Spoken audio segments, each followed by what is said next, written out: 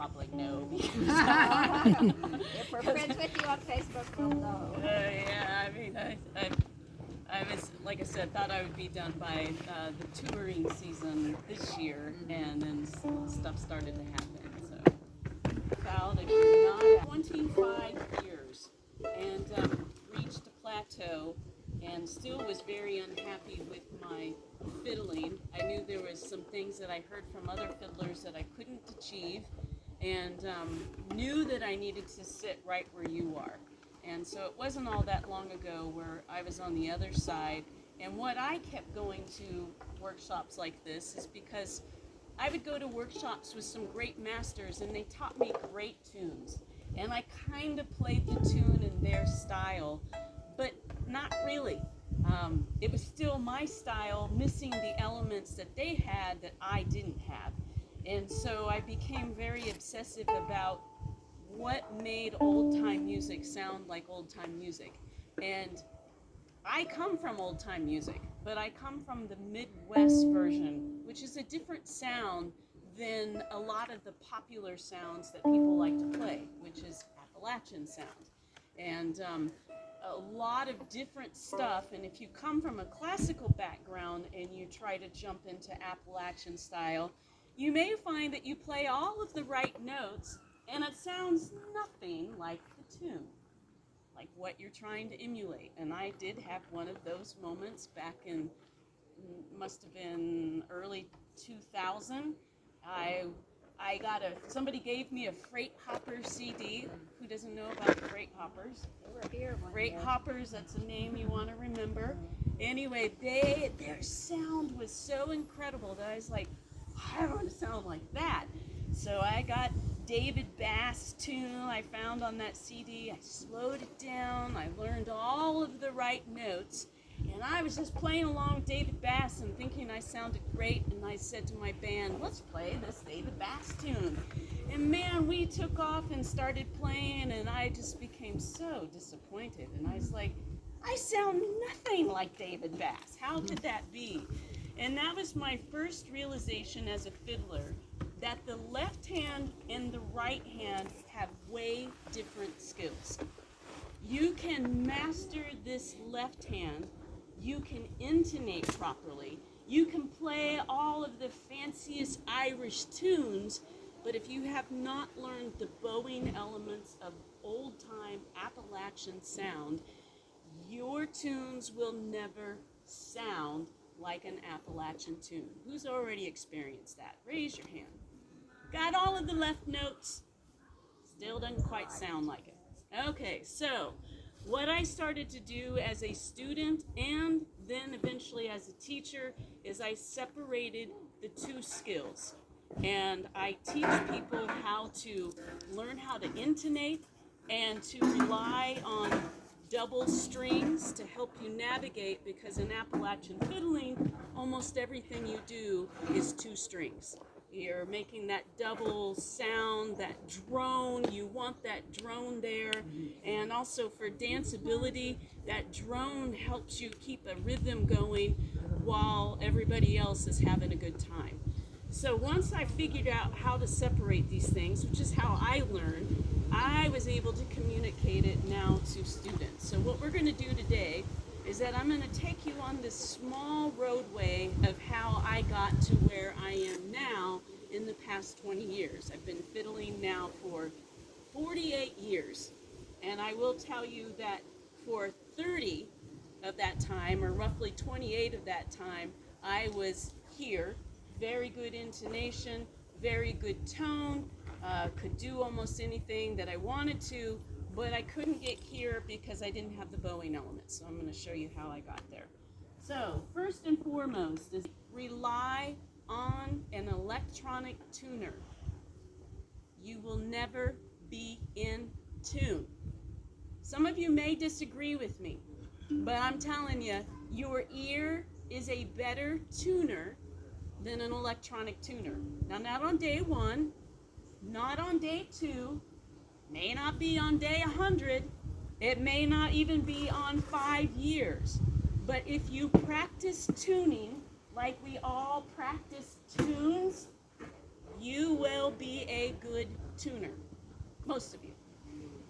I can't say everybody, because some of us on the ear, because some of us just, that we may not have that skill. But what I have found out is almost everybody hears better than what a tuner can tune. And I will tell you this, in case you still don't agree with me, your electronic tuner won't be the same A as your electronic tuner, as yours, as yours, as yours. Even if you have the same brand, your A may not be the same as someone else's A. I'm just telling you, they have a flaw. They are useful when you're learning how to tune. Of course you need that. You need to know how to find an A. You need to be able to go back and check yourself, and you should do that. But if you do not practice tuning, if you gain anything from me today, that should be what you go home and start practicing first. Here's how you do it. You find yourself a good A. And over the years of Luthering, I used to actually practice my A. What I would do is, before I'd even pick up my fiddle, I would say to myself, A, and I'd find it in my chest, and I would know how high I needed to go, and I would learn how to match it. And then every time I picked up my fiddle, guess what I did first?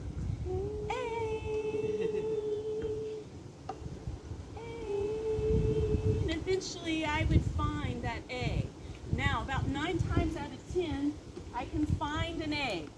Like I said, I've been doing this for a while. I practiced it for a while. Could I find it the first day? Nope. You get the picture. You got to practice. Once you find the A, here's how the fiddle helps you be a great fiddler. I think you're welcome to take my chair if that would help you, because I'm going to stand. Okay. There's another chair. Well, there was other chairs, but so here's how the fiddle really is set up to make you be great.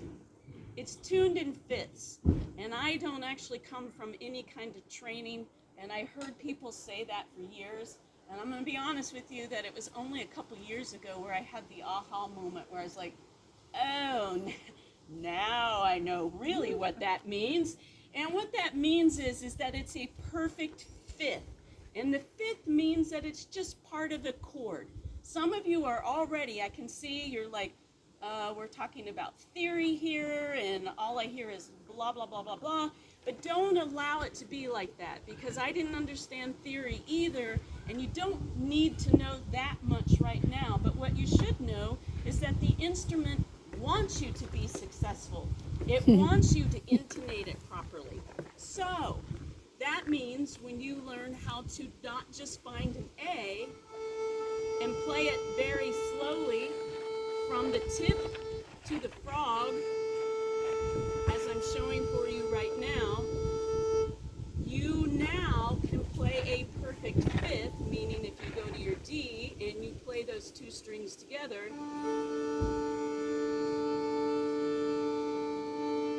you should hear a perfect chord. Now, the first skill you have to be able to do is that if you do this, you will not be able to hear the perfect fifth. So, if you are thinking to yourself right now, I need to go home and make sure that I can do this. Nice A, not this. What happens when you do that? The pitch goes up. Pitch goes up. Every time you change bow directions and you're pressing, the pitch goes up. Thank you. So, from the wherever you hold the bow to the tip, you need to be able to pull nice, solid, beautiful A. And then the next thing is 2 notes blended together very solid so that you can hear it. I don't have a wave, but have a listen here. Listen to that. Hear that nice sound? That's out of tune. So let me get it in tune. I'm going to practice this. I have the mechanical pegs, which allows me to do this. You can do the same thing with fine tuners. I was just never good at this. So do the same thing if that's all you have, but I want you to listen how I am practicing my fifth. I know the A is the good note because I checked with the tuner. So now I'm matching the D, trying to make them blend. I like that. I'm going to go flat. There's the wave. I'm trying to make it nice and bold for you. And there's the lock. In case I'm not sure that it's the lock, I'm going to go a tad sharper to make sure, because I know for me personally, I allow a flat note to sound like it's in tune, which you are going to learn about yourself when you go home. And I was right the first time.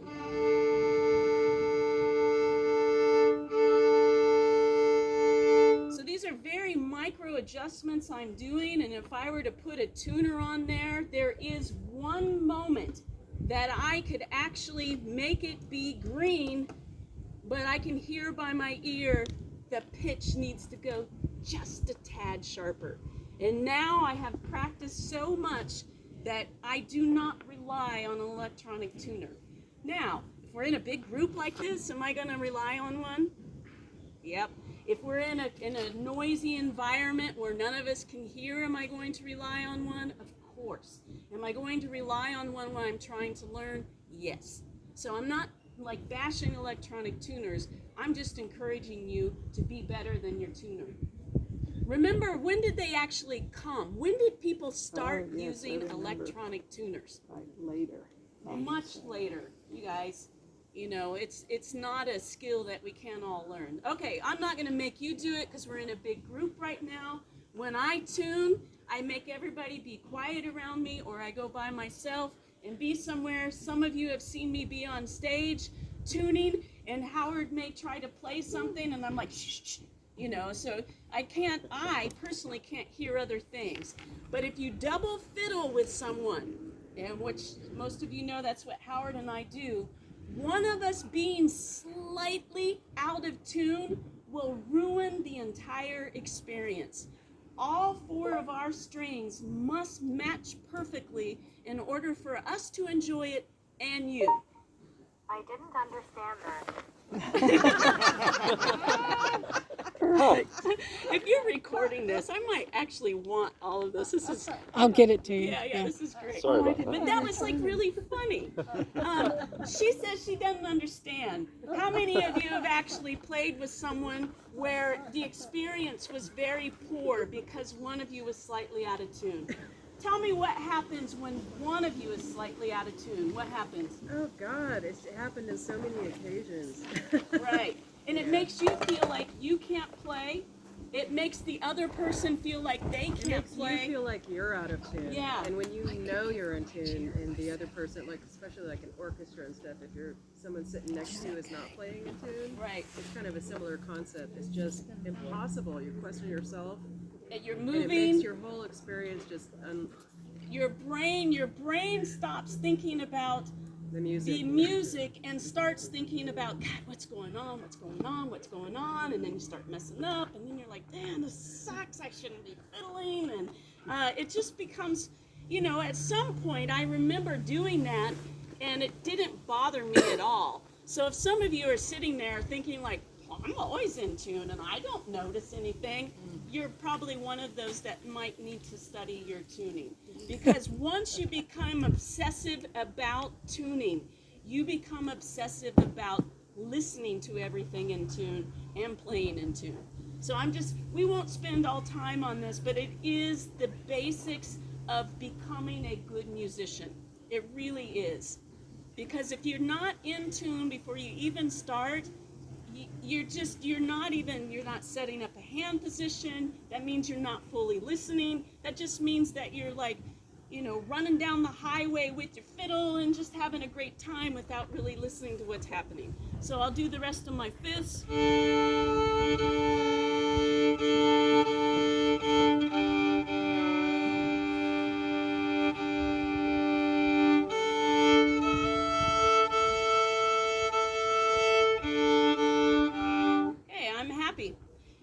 Here's how it's perfect. And this is the part that we're going to get started on. And this is some of what I'm going to tell you is actually what my grandma taught me when I was very young, about 5. I said I wanted to fiddle. And so my grandma, as a mandolin player, knew that the instruments was similar, and so she taught herself how to fiddle so that she could get me started. And so a lot of what I learned at the very beginning was from her, based upon a mandolin. But it works for the fiddle, and this is the part that really the fiddle is set up to want you to be successful. And here's why. First thing my grandma taught me was, actually what I need to go back and say, is that the fiddle is really not 4 strings. I know it looks like it's 4 strings, but it's really 3 registers. You have an A and E, that is the high register, and the 5th allows you to have which chord right away at your fingertips. A. It's got the A, and then the 5th away is the E. So when you play these 2 strings together, you have a home position already for the key of A. If you go to the middle register and play the D and A, it is now the home register for which key? D. And if you do the same with the D and G, home register for what? G. And for those of you who have fallen in love with old time, what are the most common keys we love to play in? G, D, and A. G, D, and A. And we also love C, and we'll get to how we can learn about C on this. But right away, if you can think of 3 registers, you have a high register that's built around A, a middle register that's built around D, and a low register that's built around G. Let that sink in for a second. G, D, and A. And now we get into this beautiful thing that my grandma taught me. She said, Tricia, your ring finger on the left hand is boss of the instrument.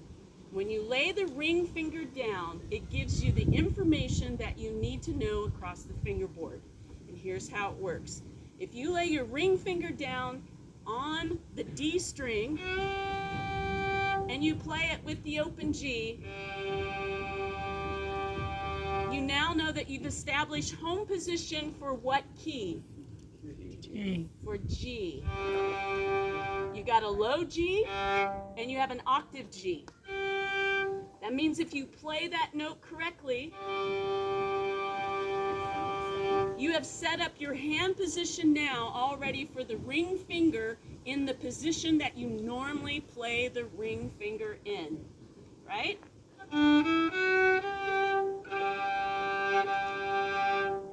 What this also means is that if your fiddle has been made properly and that you actually find the spot right next door across from it, that means if you move the ring finger over to the A string now, you have found the home position for what key? D. There's that D note.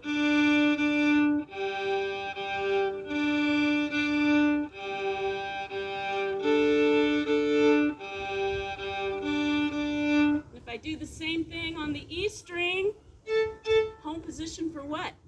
A.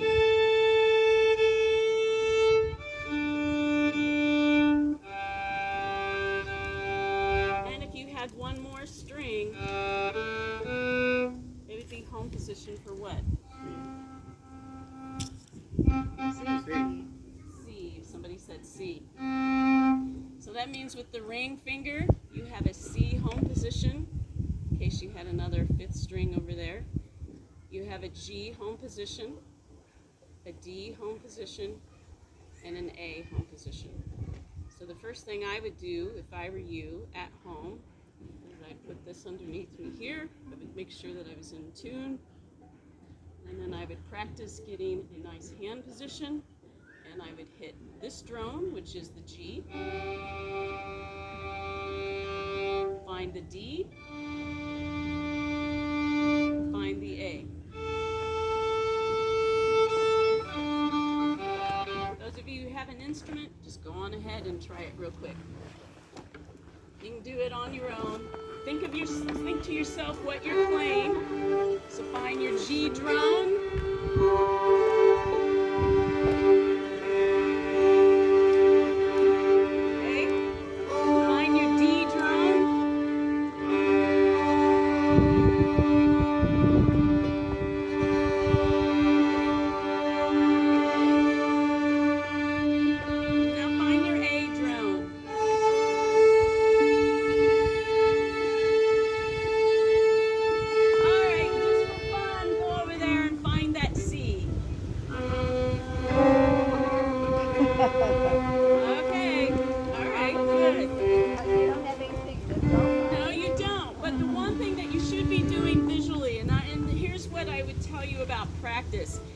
every time you move that third finger, you're messing with your hand position, then that means you need to go home and start finding yourself a left hand position. Watch mine as I do it.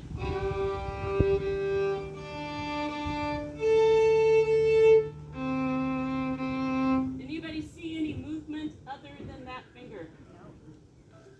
Do it over here too. So what I'm doing when I do that is that I have practiced enough that I've found where my contact point is on the index finger, which is in that joint. And then for my thumb, what happens is that the fingerboard rotates like that in my hand. And that is my hand position. Yours will be different. If you come from a classical background, my hope is you don't have to think about that. But that is the first thing you want to do as an old-time fiddler, is remove any movement from your left hand. If you're moving every time you lay your finger down, you are like doing a running target to get your notes in tune.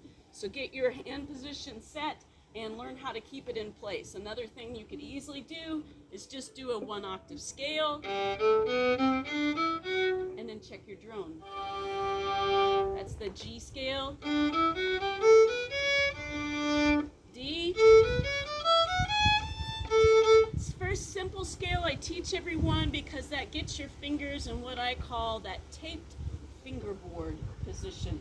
That means that normally on the fingerboard for most of the tunes that we play, if you're a beginner, your index finger is always in the same spot, your ring finger is always in the same spot, and what you have to learn is whether or not the middle finger is close to the third, which is normally a sharp position, or is it close to the first that is in a natural position.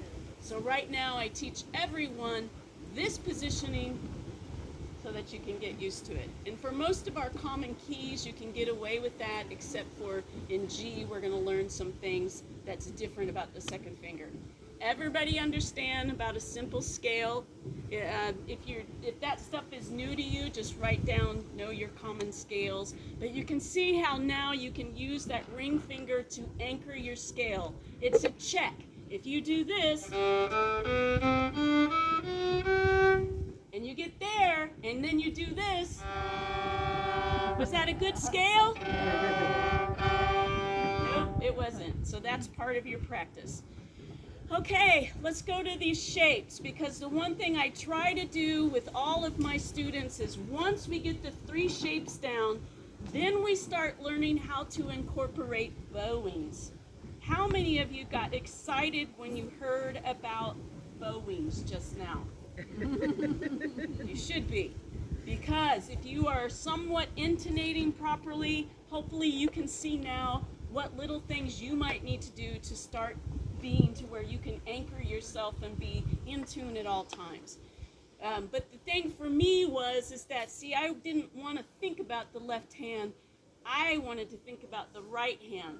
So the first thing that you need to do is make sure everything about the left hand is something you don't have to think about. You just do it. It's like putting on your running shoes so that you can go for a jog. You know how to put them on. You don't put them on the wrong feet. You know how to lace them, all of that stuff. Because the act of running and fiddling is bowing. And that's the part that's going to make your brain think, because you got to think ahead before the beats happen. And so that's what we're trying to do now. Your own practice should be, make sure you can put your shoes on well so that you can now start running. Here we go. 3 shapes that you need to know on the fiddle. These are the 3 primary shapes that can, I know others, but I rely on these 3, and I am not disappointed with these 3 at all, so it kind of allows you to move forward. Based off of the ring finger, the next shape that you need to be aware, or the first shape, is this 2-3 shape. And when I say 2-3, I'm always talking from left to right.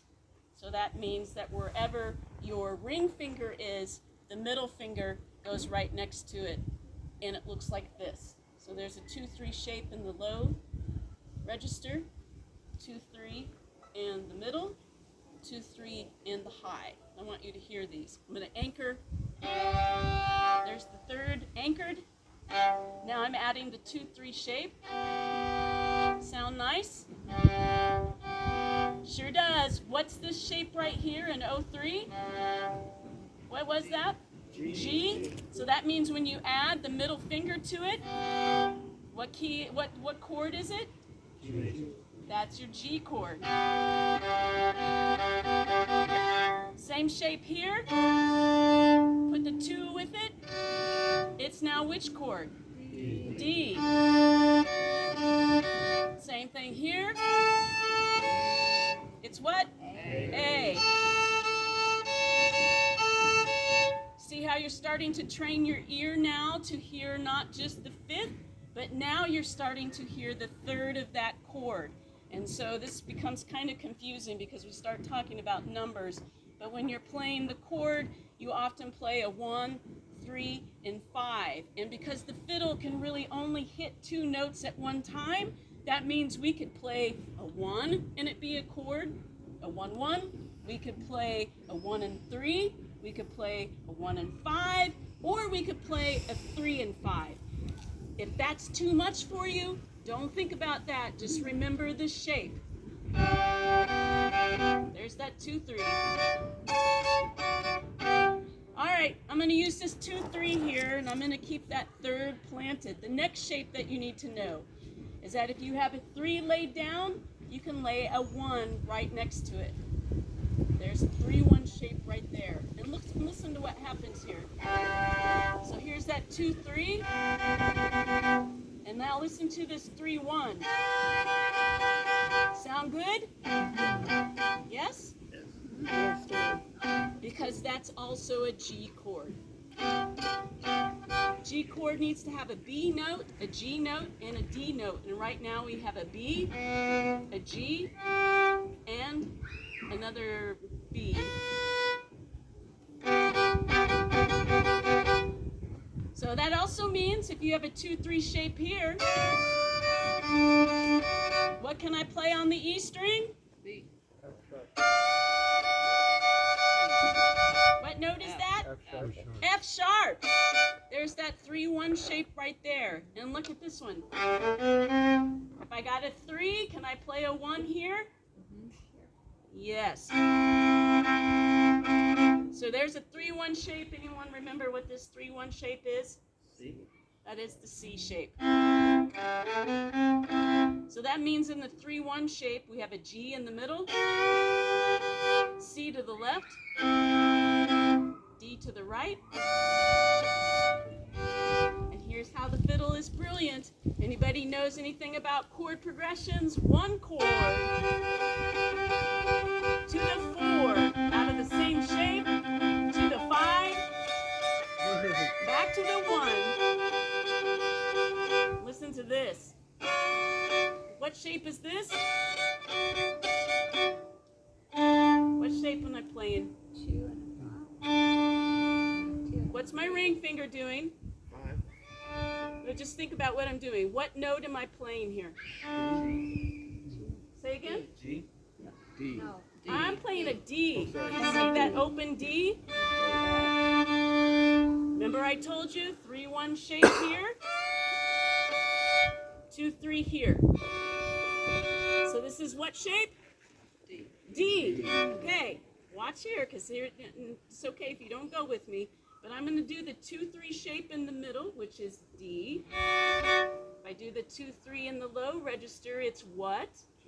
G. And if I do the 2, 3 up high, it's what? A. A. And what did I just do? 1, 4, 5. A 1, 4, 5 of the key of D. Listen again.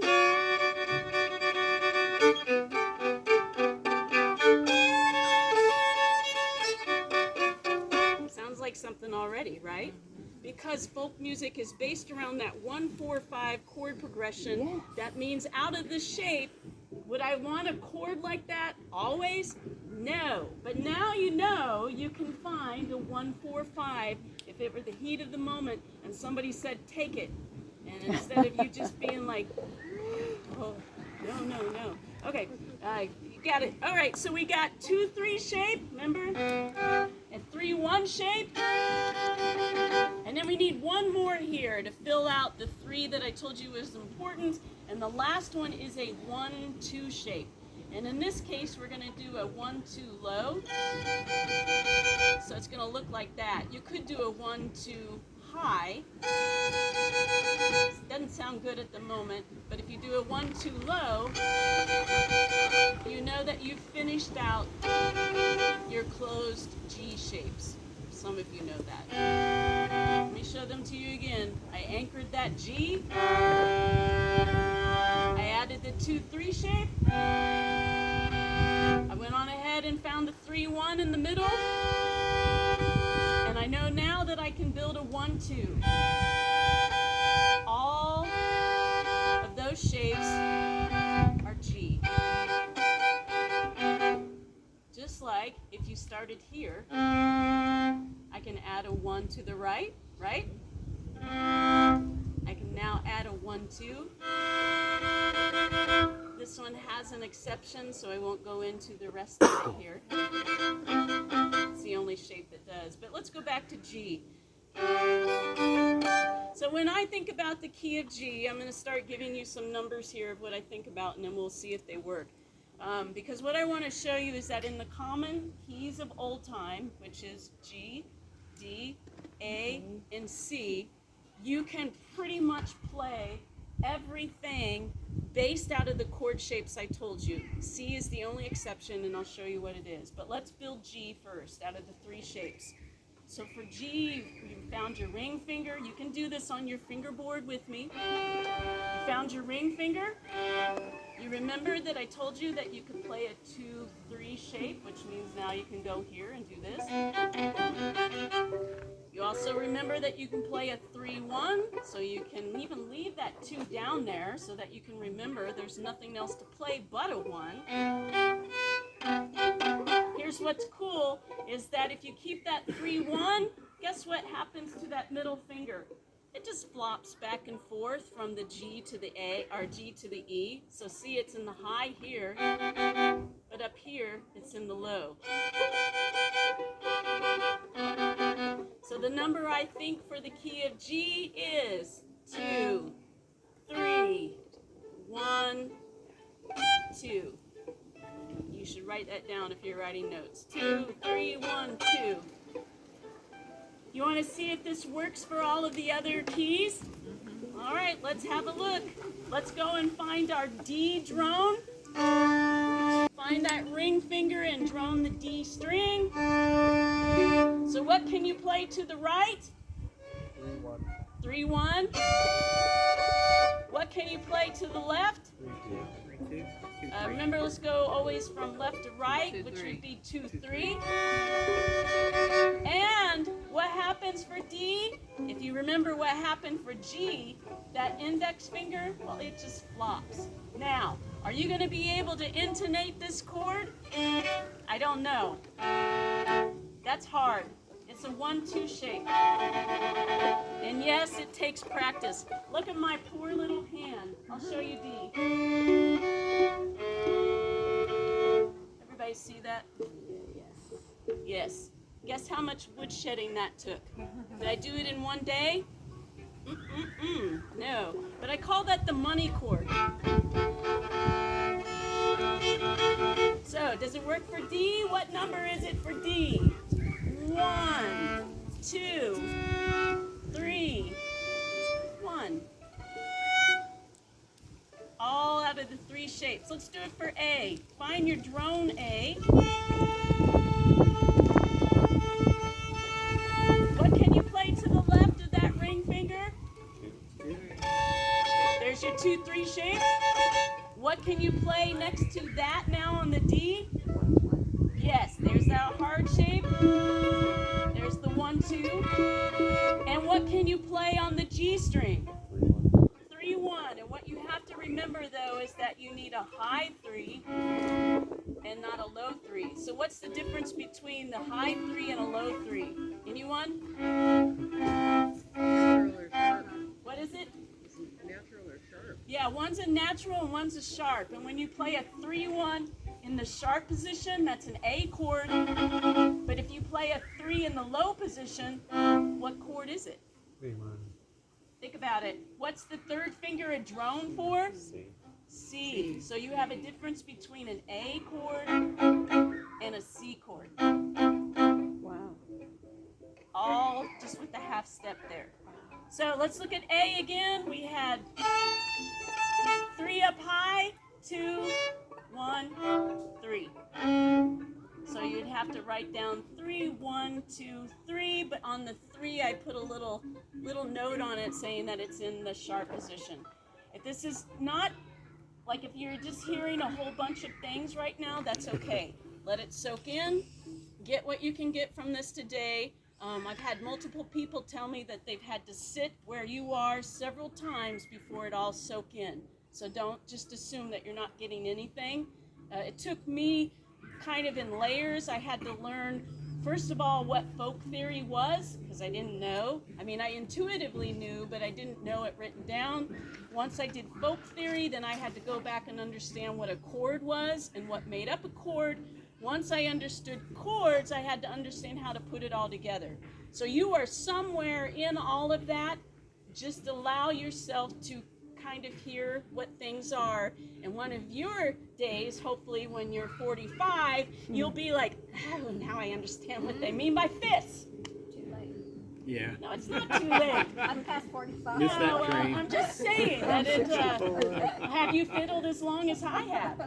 All right, then you got some time to go. All right, let's do, so we did G. Tell me G's numbers. 2, 3, 1, 2. What's D number?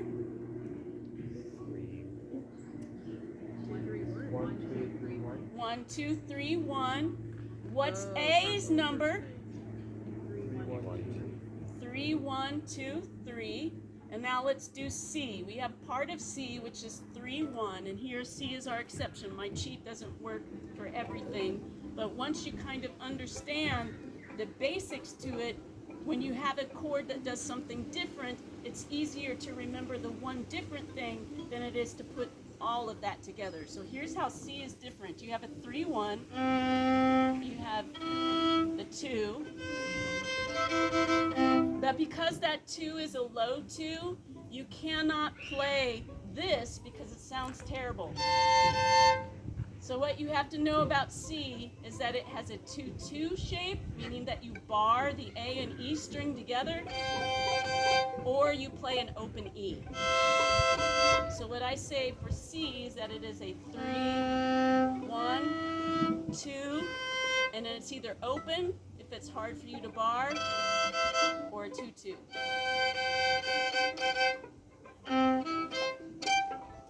That's also why in bluegrass people slide up there and play out of second position,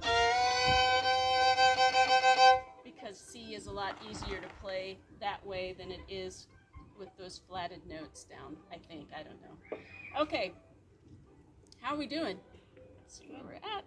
Okay, now you may be asking me, like, okay, these shapes are all close shapes. My intonation sucks. So this does not sound like it's going to be fun. Who is already questioning whether or not this will be fun? It's okay, be honest. All right, not real sure. Here's now how you put it all together. Because, as I said before, the fiddle really wants you to be successful. It really does. It's designed for you to have cheats built into it. And so each one of those 3 shapes that I told you about, you can rely on open strings to get that shape in tune. So if you were writing notes right now, what I would write is a new header that says how to get the shape in tune. And here's how you do it.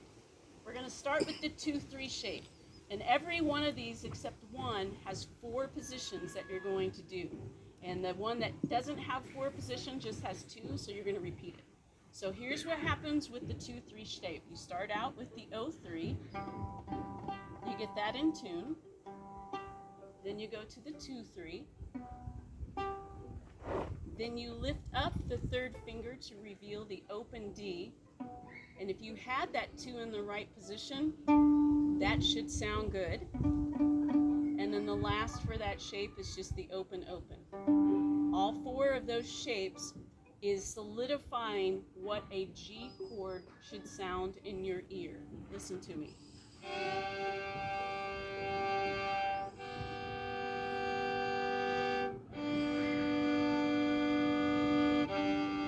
You like it?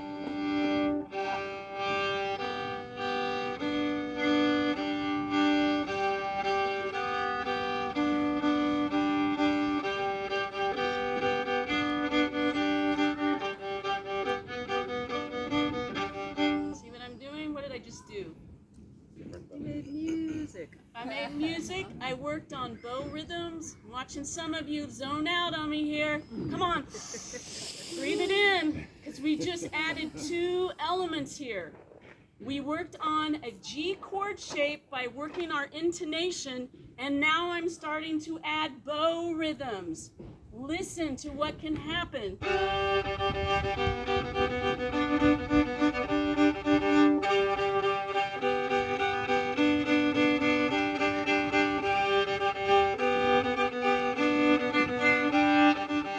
How many of you can already do those bow rhythms right now?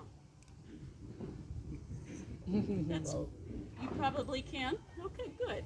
You might be advanced in this class, and that's exciting. So here's how you put it together.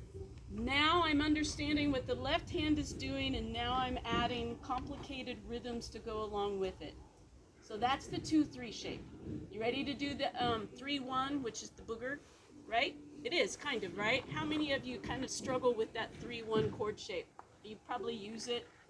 Many of us use it and intuitively don't really know what we're doing here. But have a listen. Here's how you get 3-1 in tune. You start with the O1.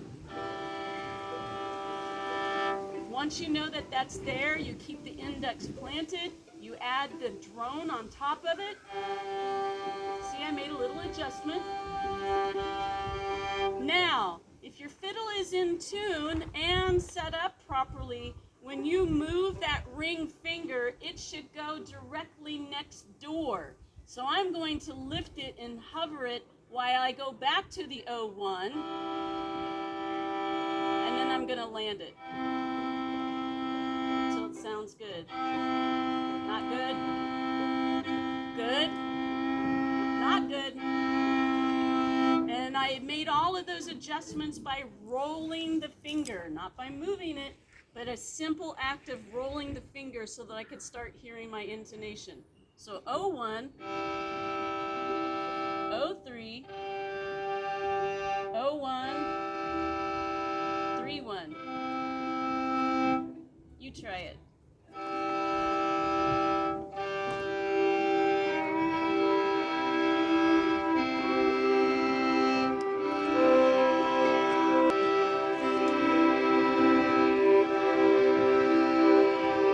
Make sure you keep that hand position down.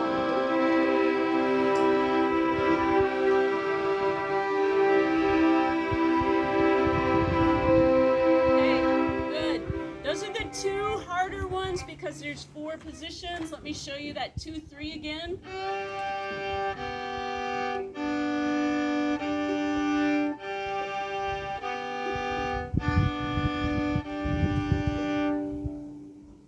And then the 4 are the 3-1 shape.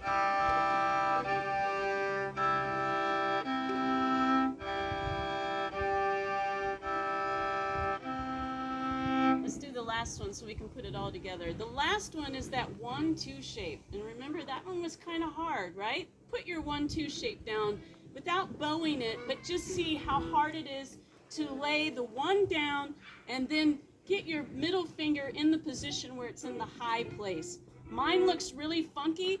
If you see how my fingers look, the index looks normal, but look how tilted that second finger is in order to hit that shape. You see how it's all pointed funny?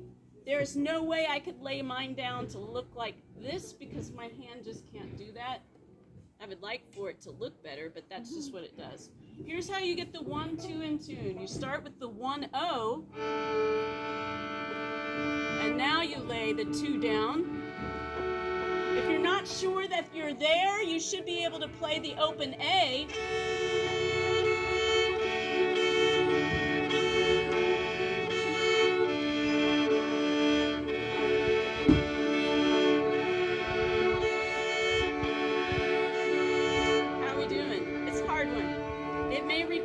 some wood shedding, just a little.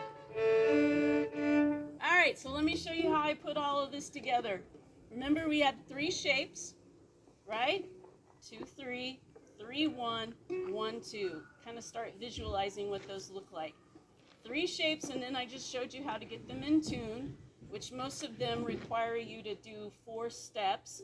So that means we have a 4-beat movement now, and 3 shapes. And listen to what you can do now to start putting your ear working for you, as well as, I don't know, I like to think of this as kind of my fiddle meditation whenever I start playing. Have a listen. Here's me working on intonation, ear training, and some of my bowing, and also what tunes songs do, which is run through a 1, 4, 5, 1 chord progression.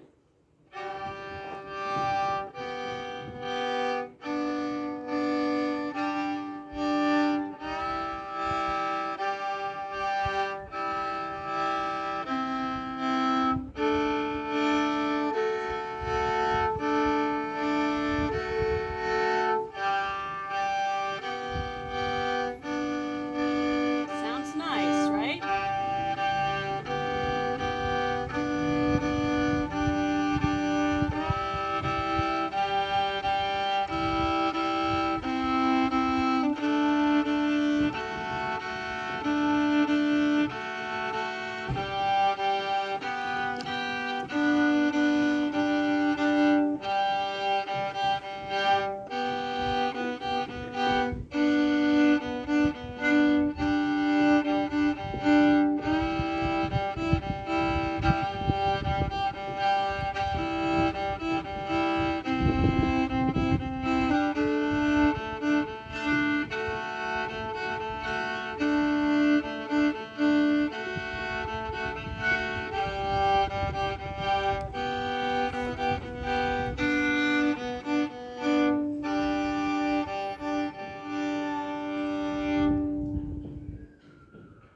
And so what we did there is we went through a G, C, D, back to G chord progression.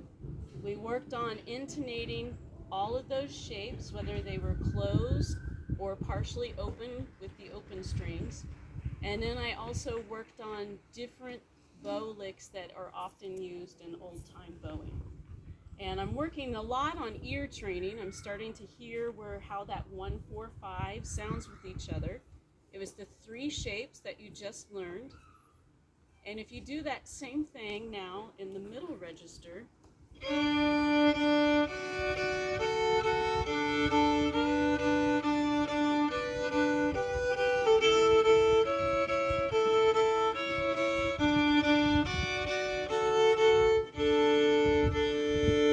I just did the 1, 4, 5 chord progression for what? D. D. And if I do the same thing in the high register, working on all of those shapes, I did the 1, 4, 5 chord progression for what? A. A. So this is how you get started. You very little work on your ear training. You start building the shapes, and what you'll notice is that when you play fiddle tunes now, fiddle tunes are based right out of the shapes. Let me show you one here. So this 3-1 shape is what? Remember what that shape is again? G. That's a G shape, which means that we'll fill in all of G. So if I were going to find all of the closed shapes in first position for G, I would have a 2-3 shape. I would have a 3-1. I would have a 1-2. We didn't cover the 3-2, which once you have a 1-2 low, you can pony a little 3 on top, which is this nice 3-2 shape. Don't be confused, because it is, I know you're using a ring finger, so I don't really get into that when I do these things, but they're your closed shapes. So what these means are that this is the landmark for G. You have here. I think they call those arpeggios. It's just the cornerstones of what makes G G.